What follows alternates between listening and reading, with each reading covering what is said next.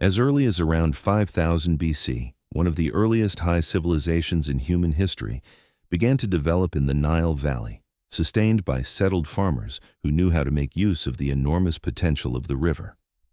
The fertile alluvial soil, renewed each year by the Nile floods, provided ideal conditions for permanent agricultural use.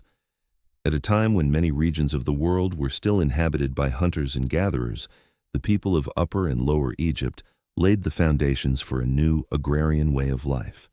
The early village communities, which initially arose independently of one another, began to cultivate grain, particularly emmer and barley, and to raise livestock. In doing so, they developed simple yet effective techniques of water management. They channeled Nile water into fields through canals, stored it in basins, or relied on the natural rhythm of the floods for irrigation. These first irrigation systems were a milestone in the history of human technology. They made agricultural production predictable and stable, which in turn allowed the population to grow and enabled social differentiation. With sedentary life and agricultural surpluses came social changes. The first signs of a social hierarchy began to emerge. Specialized occupations, such as craftsmen or priests, developed, and religious ideas gained significance, often closely tied to the natural phenomena surrounding the Nile. The village communities became increasingly complex in their organization. The first local administrative structures, storage facilities, and religious centers arose, often represented by simple temples. Archaeologically, these early cultures are documented above all by finds from the so-called Badari culture in Upper Egypt, c. 4400–4000 BC, and later from the Naqada culture, c. 4000–3000 BC. These cultures already displayed a remarkable artistic and technical level, reflected in finely crafted ceramics, jewelry, and grave goods. The development of these early Nile societies was not a sudden leap, but a process lasting centuries. Yet it provided the indispensable foundation for the later rise of the ancient Egyptian state, which would become one of the most enduring civilizations in history. The Unification of Egypt. Around 3000 BC, a profound change took place in the political landscape of the Nile Valley. The previously separate regions of Upper Egypt, the southern land above present-day Cairo, and Lower Egypt, the Nile Delta in the north, were merged into a unified state. This historic unification is regarded as the birth of the ancient Egyptian kingdom, one of the first centralized and permanently organized states in world history. Tradition links this epical step with King Mens, who with high probability is identical to Narmer, a documented ruler of the First Dynasty. Archaeological finds such as the famous Narmer Palette, a richly decorated slate stone, symbolically depict the subjugation of the north by a ruler from the south. They are considered important evidence of this historical process, which was significant not only militarily, but also politically and religiously. The crown of United Egypt, the so-called double crown, combined the white crown of Upper Egypt with the red crown of Lower Egypt, becoming the symbol of the new state unity. With unification, a new phase of political organization began. Kingship became the central authority. The administration was professionalized and super-regional infrastructures emerged, for example, the construction of temples, storage facilities, and the first road connections.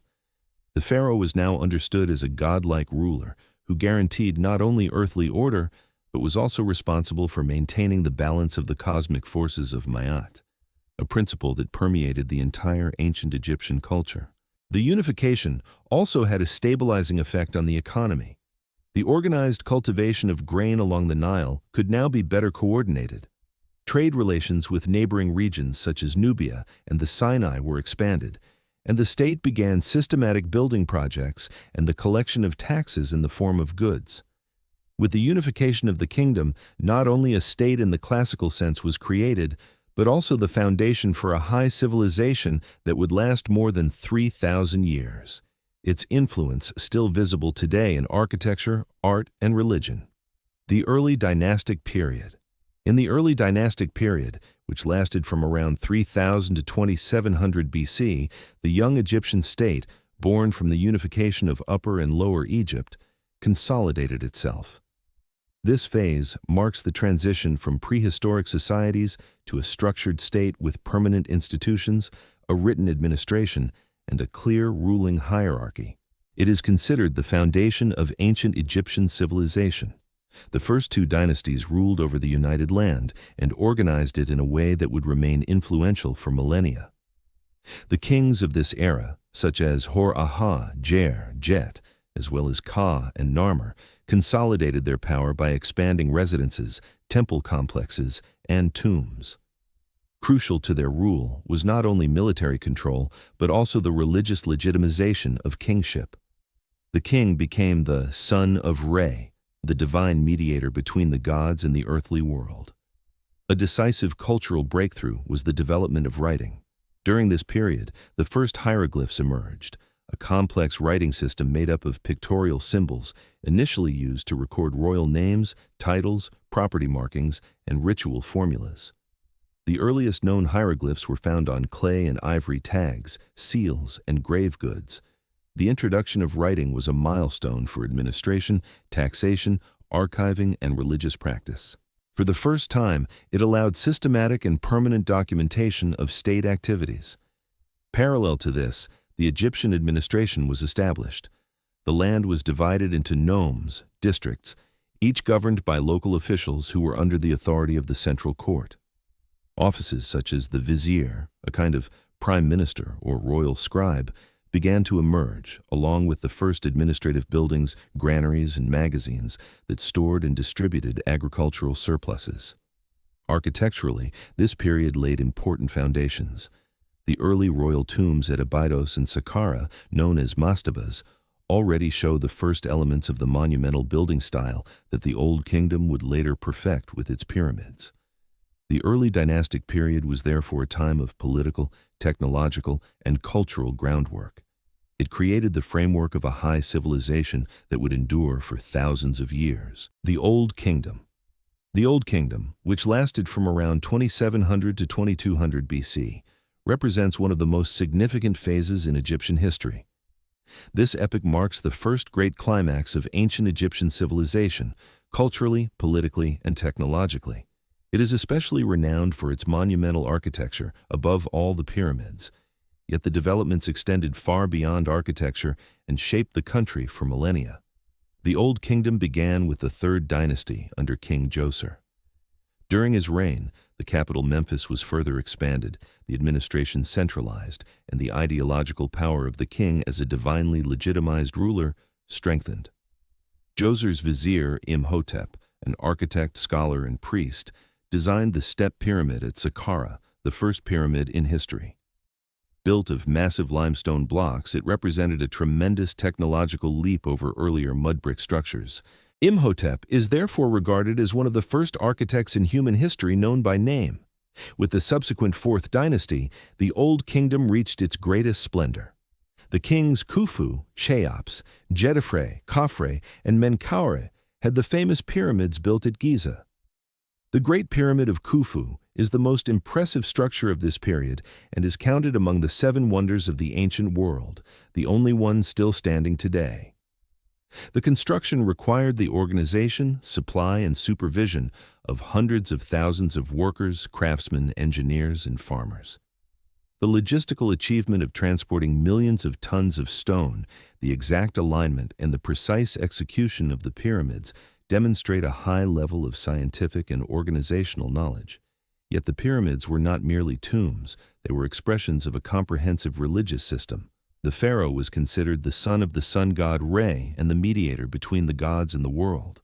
After his death, he was to ascend as a god himself, for which a perfect burial and provision for the afterlife were essential.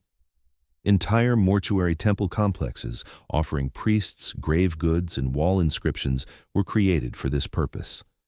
The cult of the dead was firmly tied to the political order and also ensured the economic integration of large parts of the population into the system. The society of the Old Kingdom was strictly hierarchical. At the top stood the pharaoh, beneath him officials, priests, and administrators responsible for tax collection, food distribution, and building projects. Many of these officials had magnificent mastaba tombs built, flat stone graves with elaborate reliefs, that today provide valuable insights into everyday life and the administration of the state. Art and culture flourished. Sculpture developed its characteristic idealized style in which the pharaoh was always depicted as young, strong, and eternal. Religious literature also began to emerge, for example in the so-called pyramid texts, inscribed for the first time in royal tombs. These texts describe magical rituals and the king's journey into the afterlife, and they are considered the first religious writings in human history. Toward the end of the Old Kingdom, around the 6th dynasty, growing problems began to shake the realm. The power of local governors, nomarchs, increased, while the authority of kingship declined. In addition, probably insufficient or weak Nile floods led to famines, economic shortages, and social tensions. The central state gradually disintegrated, eventually leading to the First Intermediate Period, a phase of political instability and regional petty kingdoms. Despite its decline, the Old Kingdom left behind a deep cultural and ideological legacy. The concept of the divine pharaoh, the bureaucratic state, the cult of the dead, the artistic forms, and the religious ideas continued to shape Egypt's identity well into the late period. The drive for monumental representation also remained a central element of Egyptian kingship. In this sense, the Old Kingdom marks not only an early peak, but also the foundation of one of the most enduring civilizations in human history. The First Intermediate Period. The First Intermediate Period of Egypt, roughly from 2200 to 2050 BC, marked a profound break between the glory of the Old Kingdom and the resurgence of the Middle Kingdom. After the end of the 6th dynasty and the death of Pharaoh Pepi II, who had reigned for more than 90 years, central authority collapsed. His extraordinarily long reign seems to have brought with it a degree of political and economic exhaustion. At the same time, climatic changes such as a prolonged drought led to crop failures, famine, and a lowering of the Nile's water levels, a devastating blow for a society whose rhythm of life was so closely tied to the river and irrigation agriculture. With the decline of central authority in Memphis, local princes and officials, especially the so-called nomarchs, governors of the provinces, began to expand their power. Rival centers of authority emerged, particularly in Heracleopolis in the north and Thebes in the south. These competing principalities engaged not only in political, but at times also in military conflicts, further destabilizing the period. Despite this time of crisis, the First Intermediate Period was not a phase of complete cultural stagnation. On the contrary, inscriptions from this era reveal a stronger sense of individual self-expression and new forms of literary creativity, which would later be further developed in the Middle Kingdom. Only when Mentuhotep II, a ruler of the Theban dynasty, reunified the kingdom around 2040 BC, did this phase of fragmentation come to an end. With his rise to power, the Middle Kingdom began, a new era of stability, cultural flourishing, and territorial expansion. The Middle Kingdom. The Middle Kingdom of Egypt, which lasted from around 1200 to 1780 BC, is regarded as one of the most stable and productive epochs in the long history of ancient Egypt. It began with the political reunification of the land under Mentuhotep II, a king from Thebes who restored central rule after the divisions of the First Intermediate Period. This achievement was not only a military and administrative success, but also represented an ideological renewal. The unity of the land was seen as the restoration of cosmic order, which had been endangered by chaos and the breakdown of power. The pharaohs of the Middle Kingdom, especially the rulers of the 12th dynasty such as Amenemhat II, Senusret III, and Amenemhat III, established a strongly centralized system of government. They reorganized the administration, curtailed the power of the nomarchs, and built a network of loyal officials that stretched across the entire kingdom. Particularly significant was the founding of the new capital, Ichtawi, strategically located in the Fayum Basin, which made it easier to control both the Nile Delta and the south. Under Amenemhat III, the administration reached an unprecedented level of efficiency, which enabled intensive development of farmland and exploitation of natural resources. Economically, the Middle Kingdom was a time of prosperity. Mining in the eastern desert was expanded, new quarries were opened, and trade with neighboring regions such as Nubia, Syria, and the eastern Mediterranean flourished. The Nile was not only the main transportation artery, but through sophisticated irrigation systems, also the guarantor of agricultural productivity. In the Fayum region, large-scale agricultural projects were undertaken, draining swamps and creating fertile land. This provided food security and economic strength, which in turn formed the foundation for cultural achievements. The art of the Middle Kingdom is marked by both high quality and a greater sense of individuality. Whereas statues of the Old Kingdom appeared idealized, portraits now often showed more realistic, sometimes stern facial expressions, a deliberate depiction of experience, responsibility, and wisdom. In literature, important works emerged, such as The Instruction of Amenemhat, The Eloquent Peasant, and The Tale of Sinuhe, which dealt with ethical questions, loyalty, and human destiny, expressions of a refined worldview. Religious beliefs also evolved. The role of the god Osiris as ruler of the afterlife became more popular and more closely linked to the daily lives of Egyptians. Tombs of this period therefore contain more evidence of personal piety, afterlife expectations, and protective spells. The pyramid complexes of this era were smaller than those of the Old Kingdom, but more elaborate in design, often featuring underground burial chambers, chapels, and extensive inscriptions. Militarily, the Middle Kingdom consistently secured its borders. In the south, the pharaohs built a chain of fortresses along the Nile and Nubia, especially under Senusret III, who carried out several campaigns there. These fortresses served not only for defense, but also for control over gold mines, trade routes, and local populations. Despite its achievements, signs of decline began to appear toward the end of the Middle Kingdom. The 13th dynasty produced a large number of short-lived kings, which indicates political instability. The growing autonomy of local rulers, economic tensions, and external threats eventually paved the way for the Second Intermediate Period, a renewed phase of foreign domination and internal instability. Nevertheless, the memory of the Middle Kingdom endured as a golden age in Egyptian tradition, repeatedly invoked by later dynasties. The Second Intermediate Period. The Second Intermediate Period of Egypt, roughly from 1780 to 1550 BC, was an era marked by instability, political upheaval, and foreign rule, falling between the high points of the Middle and New Kingdoms. As the Middle Kingdom gradually lost central authority and the 13th dynasty was dominated by weak and short-reigning pharaohs, the unified state system broke apart once again. Local rulers gained influence, particularly in the Nile Delta, where the Hyksos eventually established themselves as the new dominant force. The Hyksos, a Greek term derived from the Egyptian Heka Kasut, meaning rulers of foreign lands, most likely originated from the Syro-Palestinian region. Their rise was not the result of a sudden invasion, but rather a gradual process of immigration and settlement that culminated in political control. Around 1650 BC, they established their power center at Avaris in the eastern Nile Delta and founded the 15th dynasty.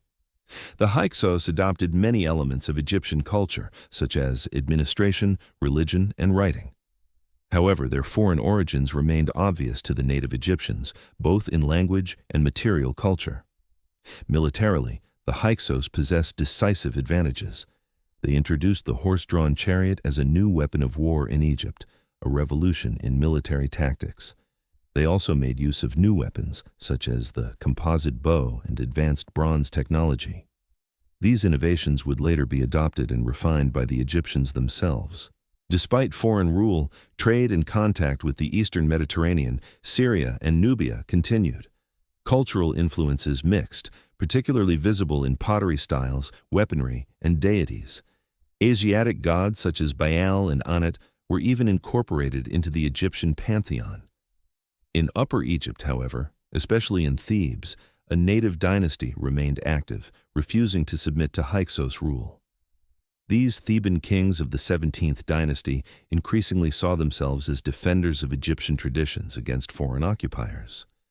At first, relations between the two power centers remained diplomatic, but tensions grew, eventually erupting into open military conflict. The turning point came with the campaigns of Sekenenre, whose mummified remains later revealed severe head wounds, suggesting a violent death on the battlefield. His son Kamose continued the struggle but did not achieve final victory. It was only Amosela, the founder of the 18th dynasty, who succeeded in defeating the Hyksos, capturing Avaris, and driving them out of Egypt. Thus ended the Second Intermediate Period, giving rise to the New Kingdom, an age of renewed power and imperial expansion. In retrospect, the Hyksos period was judged with great hostility in Egyptian historiography, remembered as a time of impurity and loss of control. Yet in reality, this era was also marked by innovation, exchange, and adaptation. Many of the military and organizational advancements later used in the New Kingdom had their roots in this supposedly dark age. The New Kingdom. The New Kingdom, which lasted from about 1550 to 1070 BC, represents the most glorious and powerful era in ancient Egyptian history. After the expulsion of the Hyksos by Amostheimverd, Egypt entered a phase of political stability, military expansion, and cultural flourishing that elevated it to the status of a great power of the ancient Near East. The pharaohs of this time built an empire stretching from modern-day Sudan to Syria, and created a legacy that continues to shape European and Arab perceptions of ancient Egypt. The rulers of the New Kingdom, particularly those of the 18th to 20th dynasties, saw themselves not only as godlike kings, but also as military leaders, religious reformers, and master builders. One of the earliest significant pharaohs of this period was Thutmose I, who through numerous campaigns in the Near East extended Egypt's influence as far as the Euphrates. He laid the foundation for the Egyptian Empire, a network of vassal states, tribute payments, and garrisons maintained through a combination of diplomacy and military power. One of the most remarkable figures of the New Kingdom, however, was not a male war hero, but a woman, Hatshepsut. Initially ruling as regent for her stepson, she soon assumed full kingship with all the regalia of a pharaoh. Under her reign, trade and architecture flourished. The famous terrace temple at Deir el-Bahari still testifies to her ambition and political acumen. Her reign was marked by domestic peace and the deliberate display of royal power through monumental construction projects.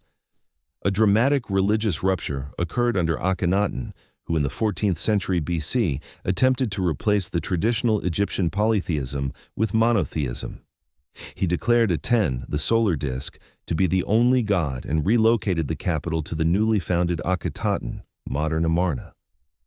These reforms shook the religious foundations of Egypt, but were quickly undone after his death. His son, Tutankhamun, today famous for his nearly intact tomb, restored the old order. Egypt reached its peak in both military and cultural terms under Ramses II, who reigned for more than 60 years. He fought great battles, including the famous Battle of Kadesh against the Hittites, which ended with one of the earliest known peace treaties. Ramses was also an indefatigable builder, commissioning magnificent temples such as those at Abu Simbel and Karnak, leaving a monumental mark on the Egyptian landscape. Yet despite its grandeur, the later New Kingdom entered a gradual decline. Corruption, economic problems, external threats from the Sea Peoples, and internal unrest weakened the pharaoh's power.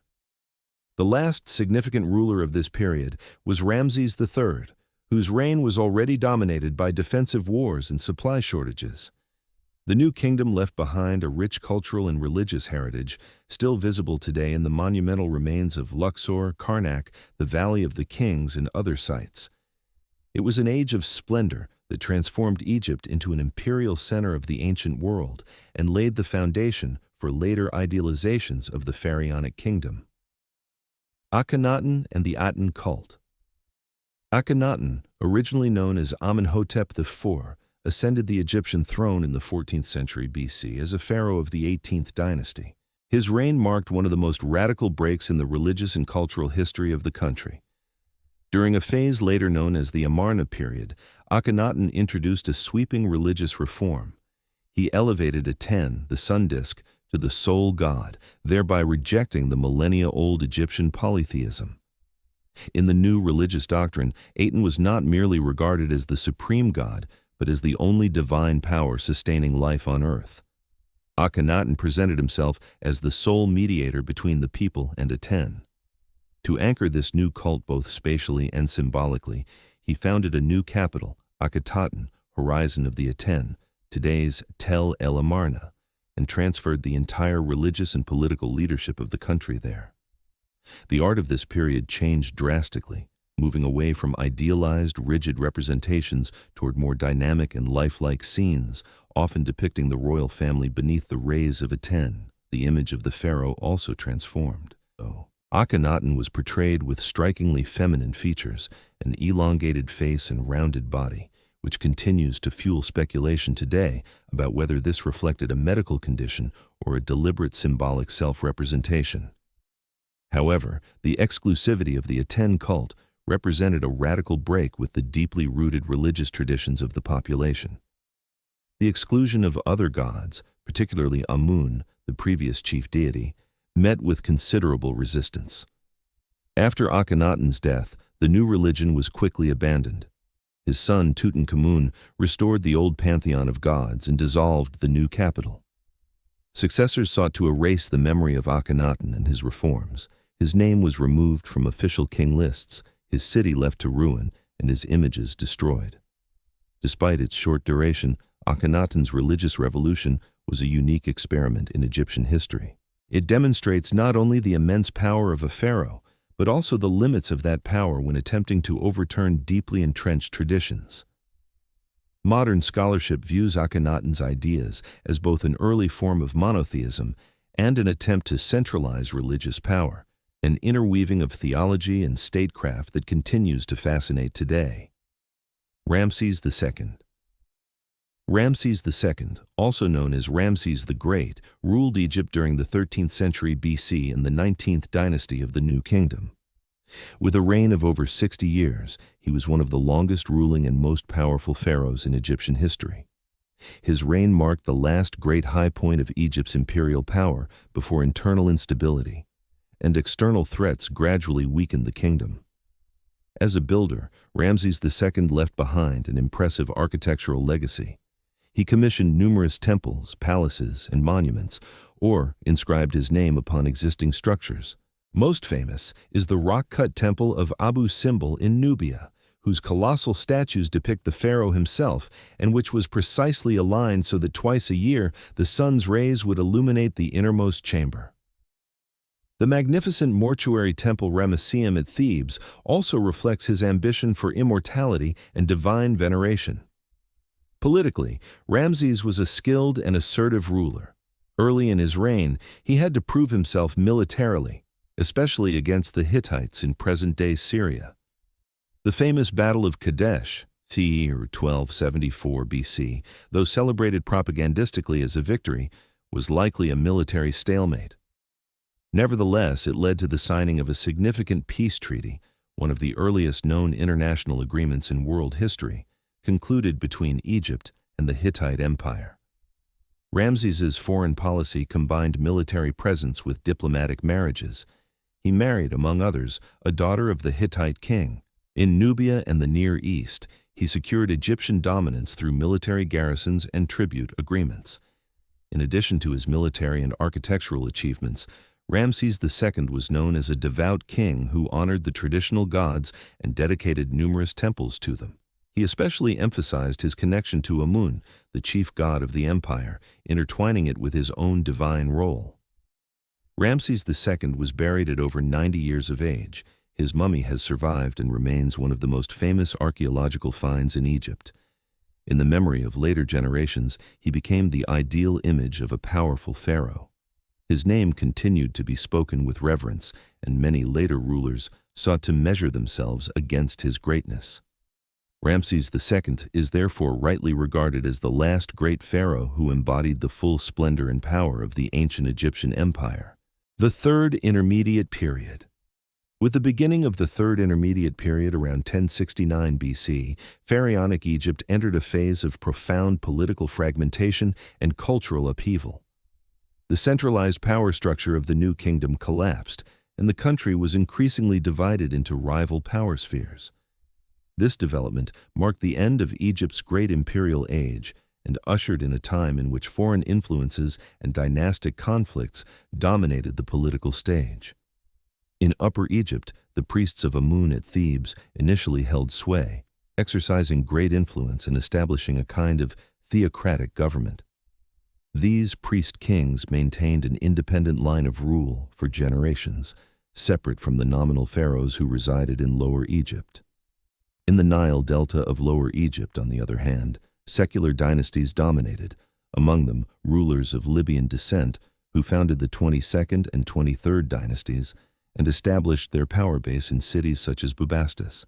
These Libyan princes often had military backgrounds, originally arriving in Egypt as mercenaries or officers before integrating themselves into the political system. However, Libyan influence was not the only foreign factor of this era. In the south, the Nubian kings of Kush, with their center in Napata, gained increasing importance. They saw themselves as the legitimate heirs of Egyptian culture and religion, especially of the god Amun, and eventually intervened militarily. Under King Piye, also known as Pianki, the Nubian conquest of Egypt began in the 8th century BC, leading to the establishment of the 25th dynasty, also called the Kushite dynasty. These Nubian rulers brought a certain cultural revival and attempted to restore the unity of Egypt, but were later displaced by the advancing Assyrians. Despite political instability, the Third Intermediate Period was not a culturally barren era.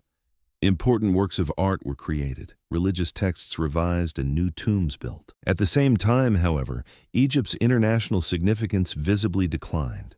It permanently lost control of its former external provinces in Syria and Palestine, and its influence in the Mediterranean waned in favor of new rising powers such as Assyria and later Persia.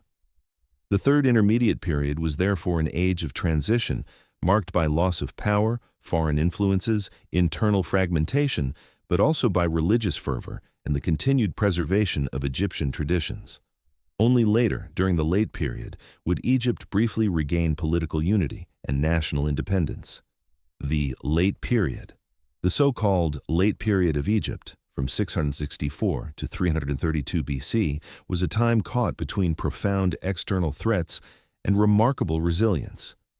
It began with the reconquest of the land by the native 26th dynasty from Suez, after the Assyrian Empire had temporarily subdued Egypt, but then weakened to Egypt's advantage. This reunification under Psamtik ushered in a phase of relative stability and cultural revival, during which Egypt was once more able to assert itself as an independent state. Under the Saite kings, art flourished again in the style of the Old and Middle Kingdoms. A deliberate Archaic classicism emerged in which earlier models were consciously imitated. The administration was centralized, trade connections were re-established, particularly with Greece, and by employing Greek mercenaries, Egypt became increasingly integrated into the Mediterranean world. The port city of Naucratis developed into a major international trading hub where Greeks, Egyptians, and other peoples interacted. Yet, political independence remained fragile. In 525 BC, the Persians under King Cambyses II defeated the last Scythe ruler, Psamtik III, at the Battle of Pelusium and incorporated Egypt as a province of the Persian Empire into the Achaemenid Empire. Although Persian rule was formally well organized administratively and Egypt remained a valuable breadbasket, it was perceived by the native population as foreign domination. Repeatedly, local uprisings broke out and there were brief restorations of Egyptian independence, for example under Amarteus of Sais, founder of the 28th dynasty, or Nectanebo of the 30th dynasty, the last native pharaoh to rule independently. The final phase of the Late Period was marked by constant threats of renewed Persian reconquest and internal conflicts. In 343 BC, the Persians under Artaxerxes III reoccupied Egypt, but the time of true independence was definitively over. The Late Period finally ended with the arrival of Alexander the Great, who entered Memphis without resistance and was celebrated as a liberator. Despite political instability, Egypt preserved a remarkable degree of cultural continuity during the Late Period. Religion remained deeply rooted. Monumental temples were built or restored, and the priesthood continued to play a central role in social life. The late period was therefore an age caught between decline and perseverance, the final great resurgence of one of the world's oldest states before its transition into the Greco-Hellenistic era. The Conquest by Alexander the Great. The conquest of Egypt by Alexander the Great in 332 BC marked one of the most decisive turning points in the long history of the Nile Valley. As part of his successful campaigns against the Achaemenid Empire, Alexander advanced as far as the gates of Egypt. At this time, the country had been under Persian rule for decades, but their control was fragile and widely unpopular. The Egyptian population therefore welcomed the young Macedonian king not as another conqueror, but in many places as a liberator from a foreign yoke. Without significant military resistance, Alexander was able to incorporate Egypt into his expanding world empire. His stay in Egypt was relatively brief, but of deep symbolic and political significance. In Memphis, he was received by the local elite and priesthood like a pharaoh, honored with traditional ceremonies and recognized as the legitimate ruler. To strengthen his rule religiously, he even undertook the perilous journey to the Siwa oasis in the western desert, home of the famous oracle of the god Amun. There, he was proclaimed the son of Amun, a title that divinely legitimized him and placed him among Egypt's god-kings. This self-presentation as a divinely sanctioned ruler was typical of Alexander's strategy in many conquered lands. He consciously adopted local traditions and titles to secure his power. Another central event of his Egyptian episode was the founding of the city of Alexandria on the Mediterranean coast. Its location was strategically chosen between the western Nile Delta and ancient trade routes leading toward Libya, Asia Minor, and the Mediterranean. From the outset, Alexandria was designed as both an important administrative and commercial center and a cultural beacon of Hellenism. The city was planned according to Greek models, with wide streets, a grid layout, large public buildings, and a harbor complex. This founding was a deliberate step to anchor Greek culture in Egypt and to create a bridge between East and West. Later, Alexandria would become one of the most important cities of antiquity, famous for its library, its scholars, and its cultural diversity. Although Alexander soon left Egypt again to continue his campaign against the Persian heartland, his influence on the country was lasting. After his death, his vast empire was divided among his generals, and Egypt fell to Ptolemy, one of his closest companions.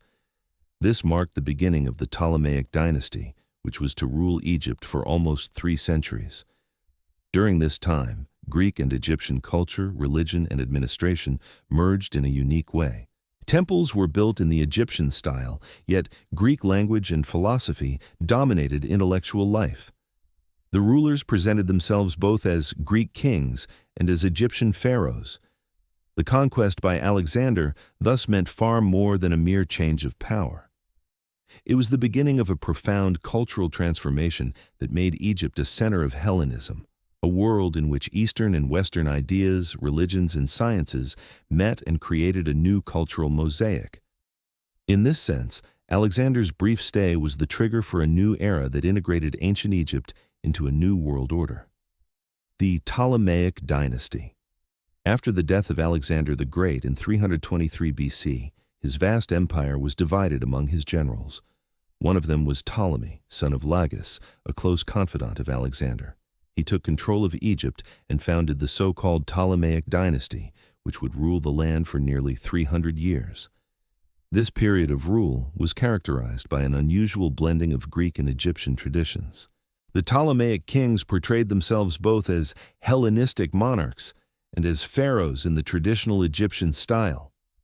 Alexandria, the city founded by Alexander on the Mediterranean coast, quickly developed into a magnificent capital of the kingdom and one of the most important cultural centers of antiquity. The Library of Alexandria and its associated Museion became symbols of scholarship and intellectual flourishing. Philosophers, mathematicians, astronomers, physicians, and poets from across the Mediterranean world gathered there to collect, share, and preserve knowledge. Politically, however, Ptolemaic rule was not always stable. The dynasty often faced internal power struggles, uprisings, and the growing influence of Rome. Many heirs married their own sisters to keep power within the family, a practice more consistent with Egyptian than with Greek tradition. Despite these challenges, the Ptolemaic kingdom remained a significant player in the eastern Mediterranean for centuries. Only with the dramatic end of the dynasty under Cleopatra, who allied herself with both Julius Caesar and Mark Antony, did Egypt finally come under Roman control. The Ptolemaic period left behind a rich legacy of cultural synthesis, urban life, and scientific innovation. Cleopatra. Cleopatra VII, the last queen of Egypt from the Ptolemaic Dynasty, is one of the most fascinating figures of antiquity. She ruled from 51 BC until her death in 30 BC and was the final prominent representative of a dynasty that had ruled Egypt since its conquest by Alexander the Great. Cleopatra was not only politically shrewd and ambitious, but also highly educated. She spoke several languages, including Egyptian, a rarity among the Greek-speaking Ptolemies. Her constant goal was to preserve Egypt's independence amid the growing dominance of Rome. Her political career was closely tied to two of the most influential men of the late Roman Republic, Julius Caesar and Mark Antony. After a dynastic power struggle with her brother Ptolemy I, with whom she was nominally co-ruler, she was temporarily driven out of Alexandria. The political situation changed dramatically when Caesar arrived in Egypt in 48 BC. According to legend, Cleopatra had herself smuggled into his presence wrapped in a carpet. With charm and intelligence, she won his favor. Caesar supported her militarily against her brother, who was killed in the ensuing conflict. Cleopatra was confirmed as queen and later bore Caesar a son, Caesarion. After the assassination of Caesar in 44 BC, Cleopatra returned to Egypt and continued to strive to maintain political balance. Her next significant alliance was with Mark Antony, one of the three most powerful men in Rome after Caesar's death. At first, Antony and Cleopatra were bound by a strategic partnership, but soon this developed into a passionate love affair. They alternated between living in Alexandria and traveling through the East, had 3 children together, and effectively exercised a kind of joint rule over the eastern Mediterranean. This alliance increasingly aroused hostility in Rome, especially from Octavian, Caesar's adopted son and Antony's political rival. The conflict culminated in the naval battle of Actium in 31 BC, in which Antony and Cleopatra's fleet suffered a crushing defeat. The couple fled to Egypt, where their final downfall occurred the following year. Antony committed suicide after mistakenly hearing of Cleopatra's death. Cleopatra herself followed soon after, likely by poison, though the famous story of her death by the bite of an asp continues to endure. With Cleopatra's death, the Ptolemaic rule came to an end, and Egypt became a Roman province. This transition not only marked the end of a centuries-old dynasty, but also the definitive conclusion of the Pharaonic era. Cleopatra was often portrayed in ancient literature as a seductress and later romanticized as a tragic heroine. In reality, she was a skilled diplomat, a strategically astute politician, and one of the few women of antiquity to play such a central role on the world stage. Her life, full of power, intrigue, love, and tragedy, made her an eternal icon. Roman Egypt. After Cleopatra's death and the defeat of her ally, Mark Antony at Actium, Egypt was incorporated into the Roman Empire under Octavian, the future Emperor Augustus. Unlike other provinces, Egypt was not placed under the authority of the Roman Senate, but was considered the personal possession of the emperor. This special status reflected Egypt's strategic and economic importance, particularly its role as the breadbasket of the empire. The fertile Nile ensured regular and abundant harvests, which were transported via the port of Alexandria across the Mediterranean and distributed in Rome. The grain supply of the capital was a politically sensitive matter, making control over Egypt especially vital. Administration was entrusted to a prefect, usually of equestrian rank rather than senatorial, to prevent any powerful senator from establishing his own power base in this key province. Roman Egypt was centrally organized with a tightly controlled bureaucracy that built on the legacy of pharaonic administration, but made it more efficient. Tax collection, water rights distribution, and the organization of building projects and temple maintenance continued, and in some cases were expanded. Despite Roman rule, Egypt's cultural diversity remained. Greek continued to dominate administration, while Latin was used primarily in military and legal contexts. Egyptian religions were still practiced, while Roman cults were introduced as well. A syncretism developed, most notably in the cult of Isis, which later became highly popular in Rome itself. Alexandria, already an intellectual hub under the Ptolemies, remained a focal point of scholarship, with its renowned institutions such as the library and the museum, though their former glory gradually faded. This period saw several upheavals. Local uprisings broke out repeatedly, parts of the native population resisted Roman authority, and religious tensions grew, especially with the rise of Christianity from the 1st century onward, which began to shape public life. Christians, as elsewhere in the empire, were initially persecuted in Egypt before Christianity rose to become the state religion in the 4th century. This soon made Egypt a center of early Christianity, above all through the rise of the Coptic Church. By the end of the 4th century, Egypt was firmly integrated into the structure of the Roman Empire. Its economic significance remained high, but it never regained political autonomy. The transition to the rule of the Eastern Roman Empire, Byzantium, was initially seamless. Yet the foundation for later conflicts, particularly between Christians of different theological orientations and the Byzantine central authority, was already laid. Christian Egypt. From the 1st century AD onward, Christianity also began to spread in Egypt, at first slowly and mainly within Greek-speaking Jewish communities in cities such as Alexandria. According to tradition, it was the evangelist Mark who brought Christianity to Egypt and founded the church in Alexandria. This development marked the beginning of a new religious epoch that would profoundly transform Egypt's cultural and spiritual life.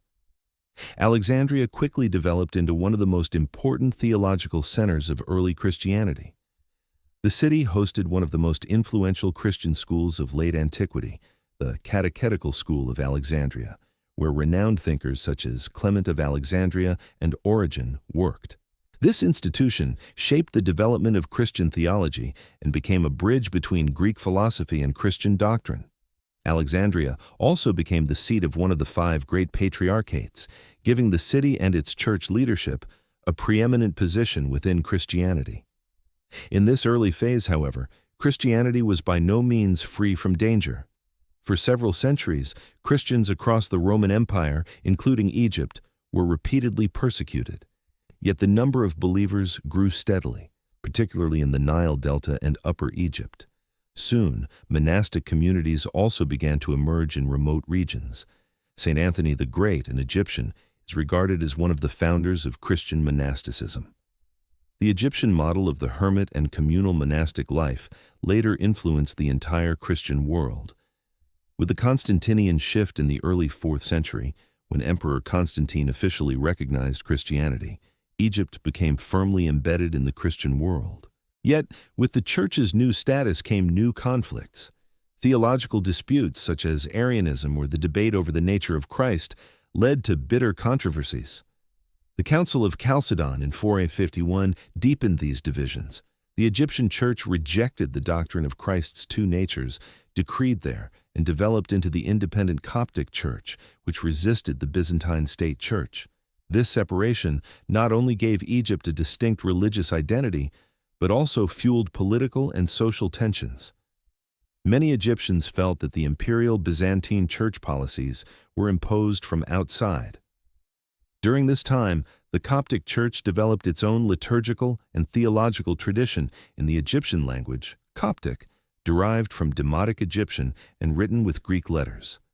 Thus, Egypt became not only an early center of Christianity, but also the birthplace of important religious movements. The Coptic Church remains an essential part of Egypt's religious landscape to this day, preserving a rich heritage from this early Christian period. The Byzantine Period. After the division of the Roman Empire in 395 AD, Egypt fell to the Eastern Roman Empire, later known as the Byzantine Empire. This phase of Egyptian history was marked by profound transformation. Administratively, Egypt remained a central part of the empire, above all because of its economic importance. The fertile Nile and the resulting grain harvests made Egypt the breadbasket of the Byzantine Empire. Yet behind this economic continuity lay profound social and religious upheavals. The country's administration became increasingly centralized. Officials sent from Constantinople enforced Byzantine interests and relied heavily on the Greek-speaking elite. This caused growing resentment among the Coptic population, which became increasingly estranged from the Byzantine center both culturally and linguistically. The political and economic pressure was further intensified by heavy taxation and increased military control. Most decisive, however, was the development of religious conflicts. After the Council of Chalcedon declared the doctrine of Christ's two natures as binding, the Coptic Church, holding to the monophysite belief that Christ had only one divine nature, came under mounting pressure. The Byzantine emperors repeatedly tried to force the Coptic Church to abandon its position, which led to repression, the exile of Coptic patriarchs, and a deep estrangement between the state and large parts of the Egyptian population. This religious tension was more than a theological dispute. It became an expression of cultural and social opposition. Many Egyptians saw the Coptic Church as a symbol of their national identity in resistance to what they perceived as foreign Greek-Byzantine rule. Despite persecution, the Coptic population developed a strong monastic tradition that profoundly shaped religious life and continues to influence Egyptian Christianity today. Overall, Byzantine Egypt was marked by external stability and economic continuity, but also by deep internal division. The religious split between the Coptic majority and the Byzantine state church created an atmosphere of discontent that, as would later become clear, laid the groundwork for the largely unopposed acceptance of Islamic rule in the 7th century. The Arab Conquest. In 641 AD, Egypt fell under the control of the Islamic Caliphate after a comparatively short military campaign. The Arab troops, led by Amr ibn al-As, captured the land after the siege of Babylon near modern Cairo and the capitulation of the Byzantine administration. This power shift marked the end of Byzantine rule and the beginning of a new era that would shape Egypt politically, linguistically, culturally, and religiously for the long term. Initially, the new Islamic rule was organized pragmatically. The Arab conquerors established their own administrative system, but at first retained many Byzantine structures. The Coptic population, having suffered religious oppression under Byzantine authority, did not respond with organized resistance. On the contrary, for many Coptic Christians, the change of rulers even meant a kind of relief, since the new Islamic order recognized the principle of protection for the people of the book, Ahl al-Kitab. This practice allowed them to continue their religion freely in exchange for paying a special tax, the jizya. Culturally, the Arab conquest initiated a gradual but profound transformation. Arabic increasingly became the language of administration and later of daily life. Islam spread as well, first mainly in the cities and among the elite, later also in rural areas. Islamization and Arabization took place over centuries, not through the sudden displacement of older traditions, but through a long process of cultural transformation. The Arabs founded the new city of Fustat, which became the first capital of Islamic Egypt. From there, the country was governed, and a new urban center emerged that later grew into today's Cairo. Egypt's economic importance remained unbroken. The fertile Nile continued to supply grain for the expanding caliphate, and trade between Asia, Africa, and Europe flourished, now under Islamic rule. In sum, the Arab conquest of Egypt marks a fundamental turning point in the history of the land. It was not only a change of political rule, but also the beginning of a new cultural and religious era that integrated Egypt into the Islamic world, a development whose traces remain visible to this day. The Fatimid Rule. Fatimid rule over Egypt began in 969 AD with the conquest of the country by the Ismaili Shiite dynasty originating from present-day North Africa.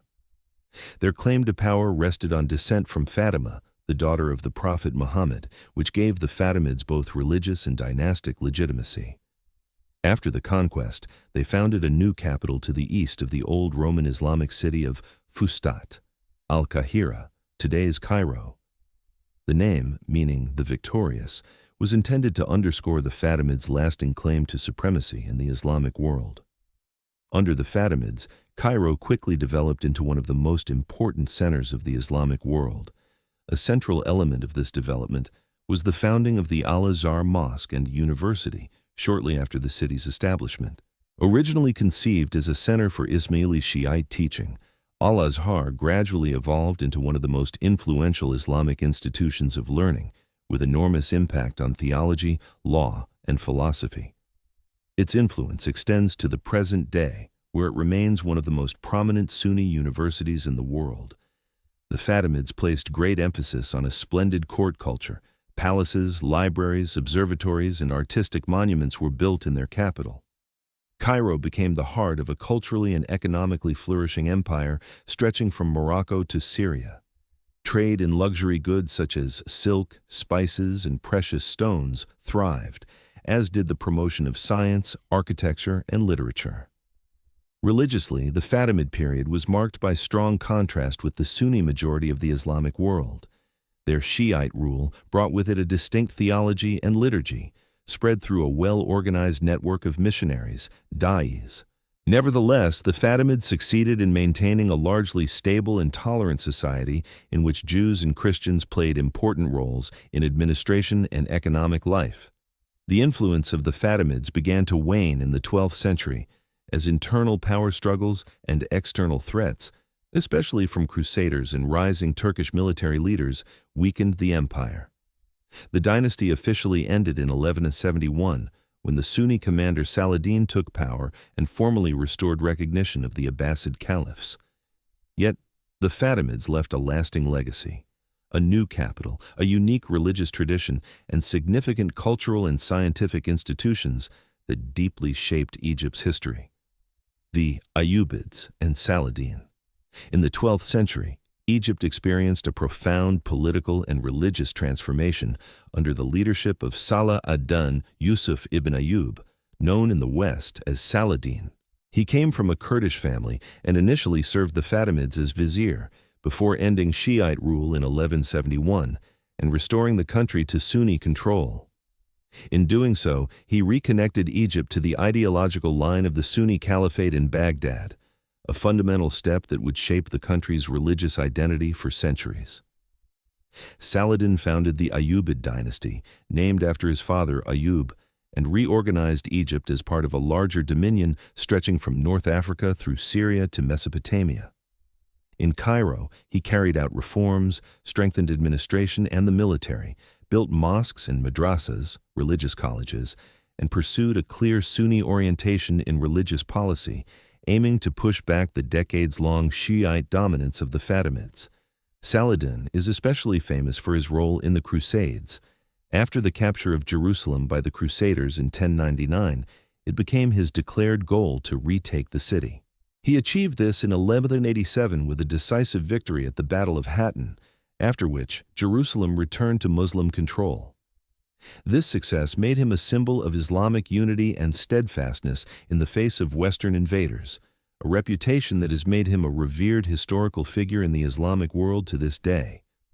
Domestically, Saladin consolidated his power with diplomatic skill and a careful balance between religious legitimacy and military strength. He created a system of provincial governors and relied on family ties to secure his rule. Under his leadership, Egypt became not only a military but also a cultural center of the Sunni world, where scholarship, architecture, and law regained significance.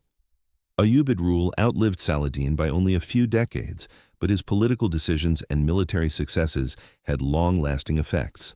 The restoration of Egypt to Sunni Islam, the reorganization of the balance of power in the Eastern Mediterranean, and the creation of a strong, centrally governed administration left a deep mark on the country's history and made Saladin one of the most significant figures in medieval Egypt.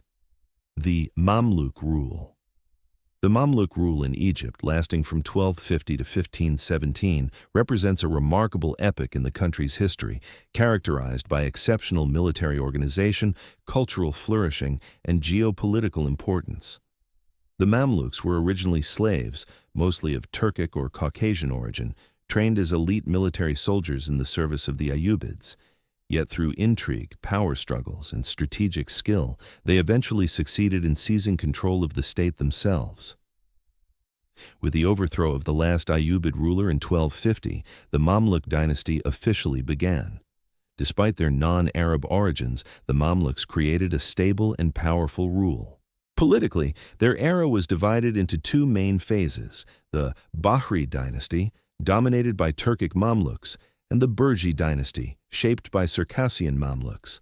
The Mamluks organized their state around a strong military framework supported by a strict hierarchical feudal system. The sultans were usually chosen from within the military caste itself, a highly unusual but effective model based on loyalty, merit, and military excellence. One of the greatest achievements of the Mamluks was their successful defense of the Islamic Near East against two of the most dangerous threats of the time. In 1260, they defeated the Mongols at the Battle of Ayn Jalut, the first major setback for the previously unstoppable Mongol Empire. They also succeeded in destroying the last Crusader states in the Levant. By 1291, they had recaptured Acre, Tyre, and other coastal strongholds, thereby bringing the era of the Crusader states to an end. Culturally, the Mamluk period was an age of flourishing. Especially in Cairo, which became the capital of their realm, magnificent mosques, madrasas, religious schools, caravanserais, and mausoleums were built, many of which still shape the city's landscape today. Architecture and art continued to develop at a high level. Islamic sciences, historiography, and theology also enjoyed strong patronage. Trade thrived as Egypt played a central role in exchanges between the Mediterranean, Africa, and Asia. At the same time, however, the Mamluk system remained unstable. Since sultans rarely ruled on a dynastic basis, frequent power struggles, coups, and rivalries within the Mamluk elite were common. Economic challenges, internal corruption, and the growing competition from new powers such as the Ottoman Empire increasingly weakened Mamluk rule. It came to an end in 1517, when Sultan Selim Verfir of the Ottomans conquered Egypt and incorporated the land into the Ottoman Empire.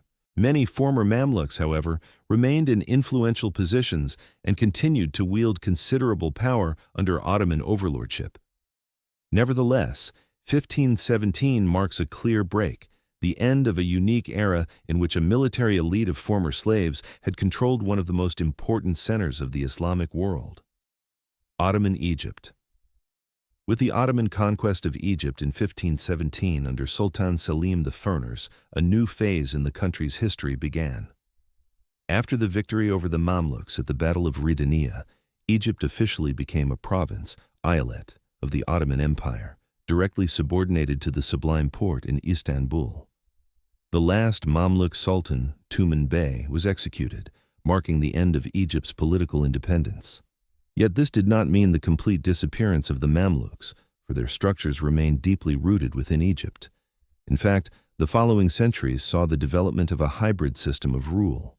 While Ottoman governors, pashas, exercised formal authority and were regularly appointed from Istanbul, the Mamluks remained embedded in the country's military and administrative framework. They continued to control large parts of provincial administration, especially in rural areas, where they played a key role in tax collection, local security, and justice. Relations between pashas and Mamluks often oscillated between power struggles and phases of cooperation. Although Cairo lost its status as the capital of an independent kingdom, it remained a vital cultural, religious, and economic center. Ottoman influence was visible above all in architecture, in the administrative language, Ottoman Turkish, and in Egypt's integration into the empire's economic network.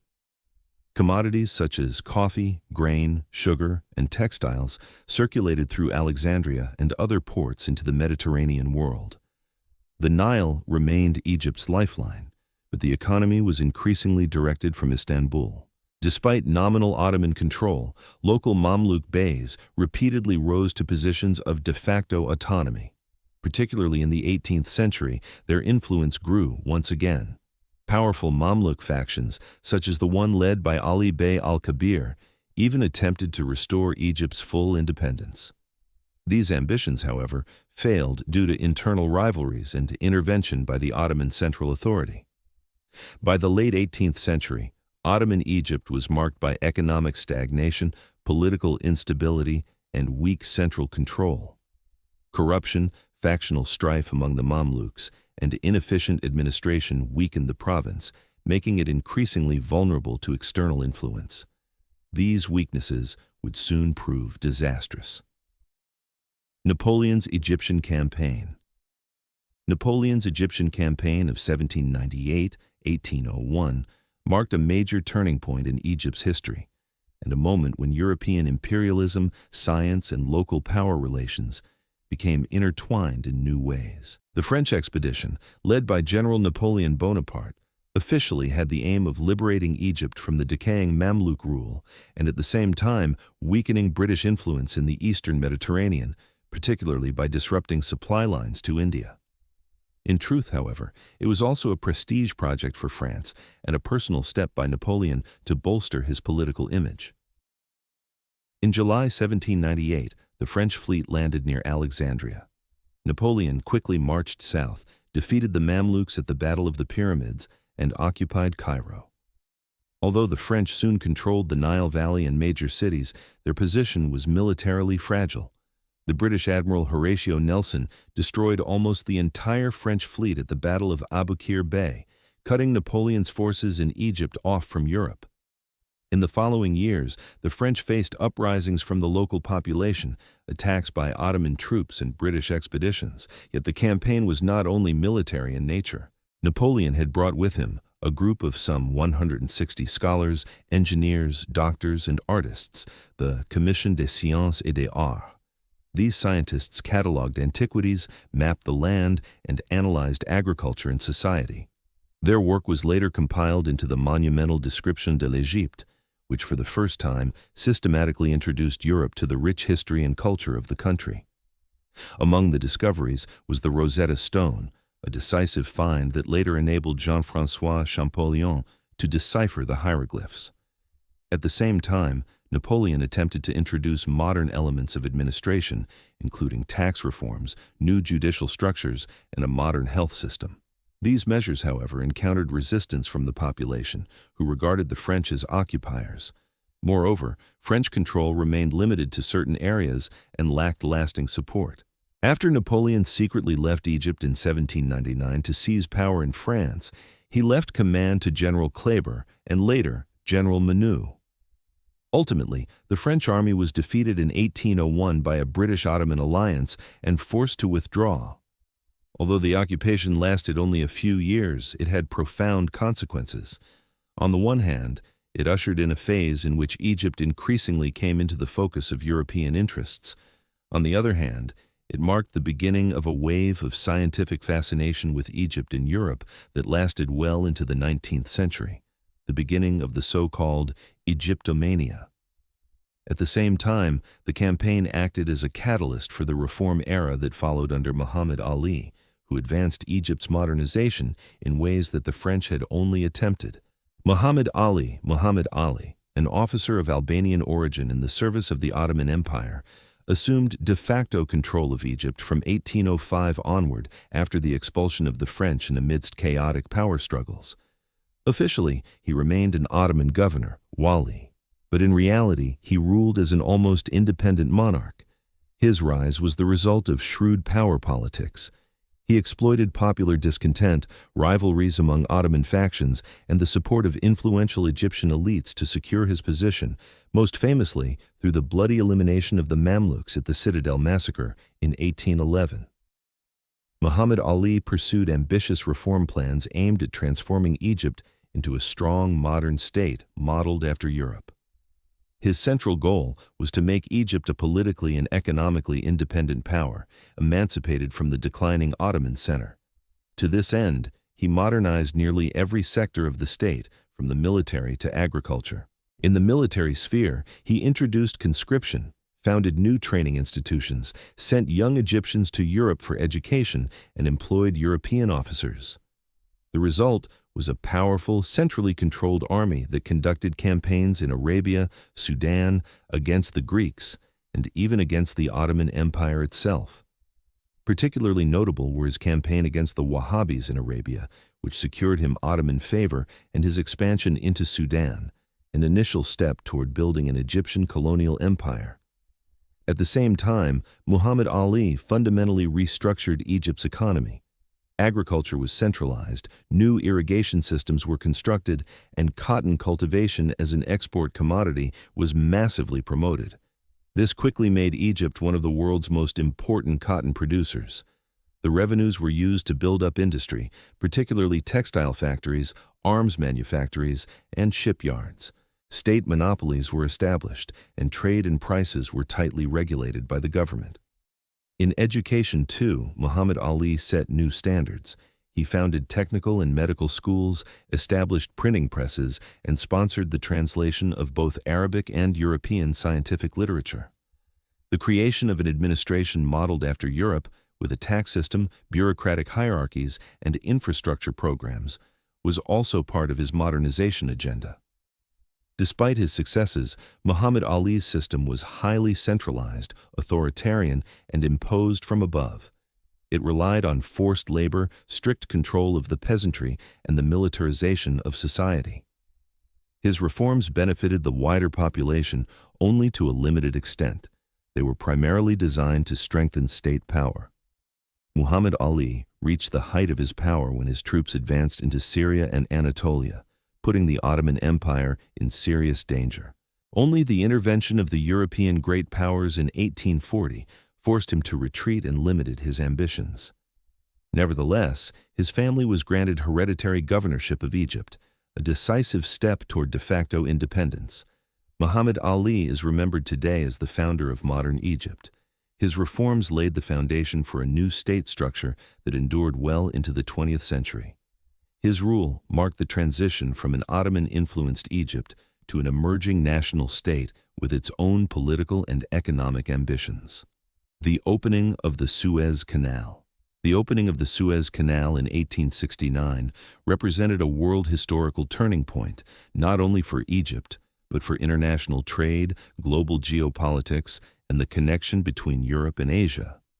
The canal, linking the Mediterranean across the Isthmus of Suez directly to the Red Sea, dramatically shortened the sea route from Europe to India and East Asia.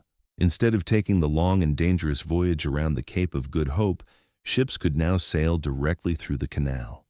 This enormously reduced travel times and costs, making the Suez one of the most important waterways in the world. The project was a visionary undertaking, driven above all by the French engineer Ferdinand de Lesseps, who secured the concession from Egypt's then viceroy, Said Pasha. Construction began in 1859 and lasted 10 years. The canal was about 160 kilometers long, initially narrow and designed only for one-way traffic. Yet its strategic importance was clear from the start. At its inauguration ceremony, numerous European monarchs and diplomats attended, including Empress Eugénie of France, a symbol of the international attention the canal attracted. For Egypt itself, the Suez Canal was a great technical and infrastructural achievement, but also the beginning of increasing economic and political dependence on Europe. The canal was originally operated by a Franco-Egyptian company, but soon Egypt's state debt rose dramatically, due in large part to the massive costs of canal construction and other modernization projects under Ismail Pasha. In 1875, Egypt was forced to sell its shares in the Suez Canal to Great Britain. This sale marked the beginning of growing British influence in Egypt, which would later turn into direct political control. For Britain, the canal was an indispensable lifeline of its empire, above all for maintaining the link to India. As the gateway to India, the canal became a strategic priority, and British troops occupied Egypt militarily to secure lasting control over the country and especially the Suez Canal. Although Egypt remained officially part of the Ottoman Empire, it had in reality fallen into a semi-colonial dependency. The Suez Canal remained throughout the 20th century a constant focal point of geopolitical interests, particularly during World War II and the Suez Crisis of 1956. Yet the foundations for all these developments had already been laid with its opening in 1869. For Egypt, this grand project initially symbolized hope for economic development and international significance. In the end, however, it also brought about a loss of sovereignty and long-term foreign control. Still, the Suez remained a symbol of Egypt's strategic position between Africa, Asia, and Europe, and a key to world politics. The British Protectorate. In 1882, a new phase in Egyptian history began when Great Britain militarily occupied the country and turned it into a de facto protectorate, although it formally remained part of the Ottoman Empire. The decisive reason for Britain's growing interest lay in the strategic importance of the Suez Canal.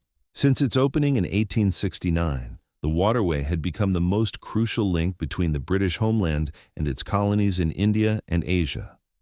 Control over Egypt therefore meant not only economic influence, but also the safeguarding of a central geostrategic corridor. The immediate pretext for British intervention was the so-called Urabi Revolt, a movement of Egyptian officers and nationalist forces under Ahmed Urabi, who opposed the growing foreign interference and Egypt's economic dependency. In the years prior, European creditors, especially Britain and France, had deeply intervened in Egypt's financial administration to secure debt repayments. When the revolt escalated in 1882, Britain intervened, crushed the insurgents, and established a permanent military presence in the country. Despite Egypt's formal belonging to the Ottoman Empire, in the following decades it was in practice governed by British high commissioners and advisors. The Egyptian khedives, nominal rulers, were heavily restricted in their decisions and forced to follow British interests. Administration, education, infrastructure, and above all economic resources were increasingly oriented toward British needs. The Suez Canal played a central role in this arrangement, as it was the economic backbone and military lifeline of the British Empire. Its security became the paramount objective of British policy in the region. British control led, on the one hand, to technological and infrastructural progress, for example in railroads and irrigation systems, but on the other hand, to growing discontent among the Egyptian population. Nationalist movements, especially the Wafd Party, gained increasing importance from World War I onward, demanding Egypt's full independence. The war itself had intensified the British military presence and further increased Egypt's strategic importance. After the war, political pressure mounted in the country. In 1922, after continued protests and diplomatic pressure, Great Britain recognized Egypt's formal independence. The protectorate status was lifted, and Egypt became a kingdom under Sultan Fuad, now King Fuad. Nevertheless, British influence remained strong, especially in foreign policy, the military, and above all in the protection of the Suez Canal. Thus, while the period of the British protectorate was officially over, Egypt's actual sovereignty remained restricted for a long time afterward.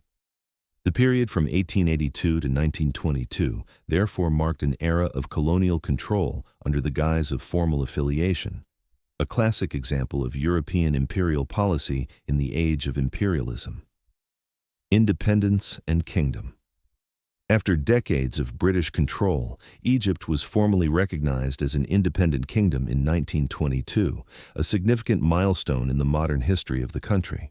This step was the result of persistent nationalist movements, particularly the influential Wafd Party under Saad Zaghloul, as well as widespread social protests that had intensified after the end of World War I. For years, the Egyptian population had opposed British domination, especially political tutelage and Britain's economic grip on strategically vital resources such as the Suez Canal.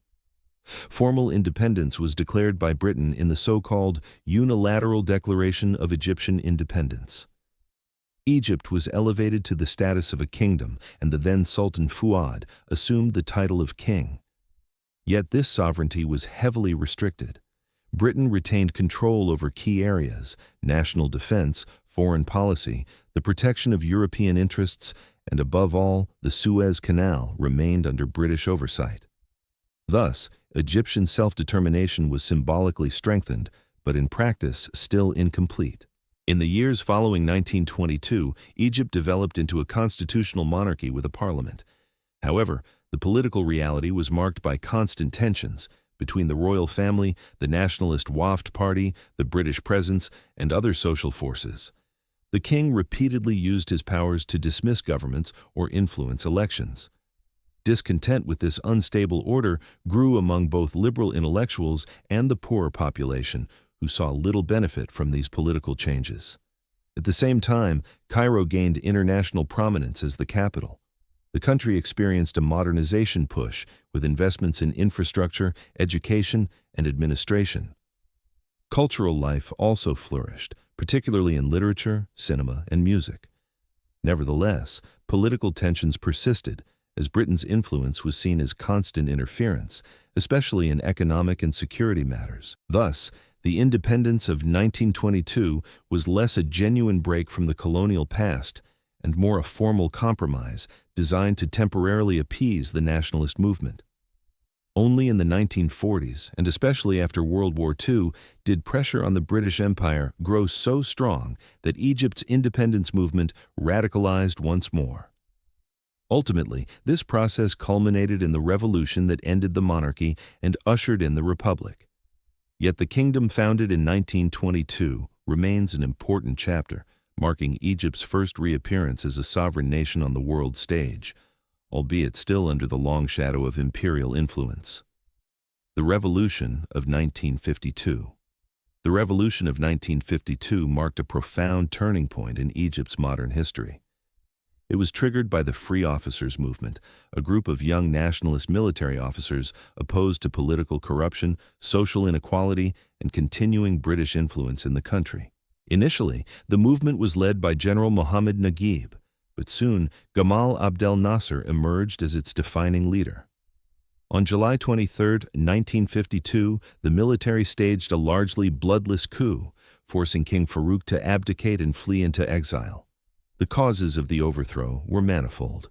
To many Egyptians, the monarchy had come to symbolize a corrupt and inefficient system serving only the interests of the elite, particularly the large landowning class and the royal family. The defeat in the First Arab-Israeli War of 1948 had further eroded confidence in the military and political leadership. Social hardship was also immense, especially in the countryside where feudal structures still dominated. The free officers presented themselves as representatives of a new Egypt, independent, just, and sovereign. After the overthrow of the king, power was taken over by a revolutionary command council. The monarchy was abolished, and in 1953 Egypt was officially declared a republic. Although Mohammed Naguib was formally the first president, it was soon Gamal Abdel Nasser who assumed full control of the country.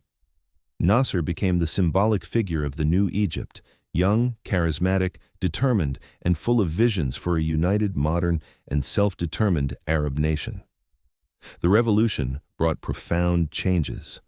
Nasser launched sweeping social and economic reforms. One of the most important was land reform. Large estates were expropriated and divided into small plots to be distributed to poor peasants. The goal was to strengthen the rural population and create greater social justice. At the same time, Nasser established a centralized one-party state, restricted political opposition, and controlled the media. Yet, he enjoyed broad support, particularly because of his firm stance against the West and his emphasis on Arab unity. Internationally, Egypt under Nasser became a key player. His policy of non-alignment, rejection of colonialism, and the construction of the Aswan High Dam with Soviet assistance made Egypt a leader of the new post-colonial movement. Nasser's nationalization of the Suez Canal in 1956 was a highly symbolic act of decolonization and led to the Suez Crisis, a political victory for Egypt despite the military confrontations. Thus, the revolution of 1952 not only ended the monarchy, but also ushered in an era in which Egypt, for the first time since antiquity, was ruled by itself, not by foreign powers, not by dynasties, but by a national movement that placed social justice, independence, and national dignity at the center. The impact of this revolution can still be felt in Egyptian society and its self-image today. Egypt today, Modern Egypt is a country caught between deeply rooted history, cultural richness, and political control. After the Arab Spring of 2011, when the people rose up against the decades-long rule of President Hosni Mubarak, the country entered a period of massive upheaval. After a brief democratic opening with free elections and the presidency of Mohamed Morsi, a military coup took place in 2013 under General Abdel Fattah el-Sisi, who has ruled as president ever since. Despite this political situation, Egypt continues to play a central role in the Middle East because of its geographical position between Africa and Asia, its control of the Suez Canal, one of the world's most important trade routes, and its historical weight as a cultural and religious center. International partners, including Western states and Gulf monarchies, view Egypt as a stabilizing anchor in the region, even at the expense of concessions regarding democracy and human rights. Economically, Egypt faces major challenges but also opportunities. The country struggles with high inflation, heavy public debt, and a rapidly growing population with a large share of young people. Nevertheless, the government is seeking to stimulate development through infrastructure projects, foreign investment, and economic reforms. Ambitious initiatives include the expansion of the Suez Canal, the construction of a new administrative capital near Cairo, and investments in renewable energy. Tourism also remains a vital sector, drawing on the country's unique cultural heritage. The pyramids of Giza, the Valley of the Kings, Luxor, Abu Simbel, and many other sites attract millions of visitors each year. The new Grand Egyptian Museum in Giza, which presents the heritage of pharaonic times in a modern setting, is expected to provide additional stimulus for tourism. Culturally, Egypt remains the heart of the Arab world. In film, literature, and music, the country takes a leading role. Cairo is considered an intellectual and cultural hub with a rich publishing industry, renowned universities such as Al-Azhar, and a vibrant art scene that continues despite state restrictions. In sum, today's Egypt is a land of contrasts. It looks back on one of the world's oldest civilizations, yet faces the challenges of a modern state. It is shaped by authoritarian rule, economic effort, cultural diversity, and the ongoing struggle to find its path between tradition and the future.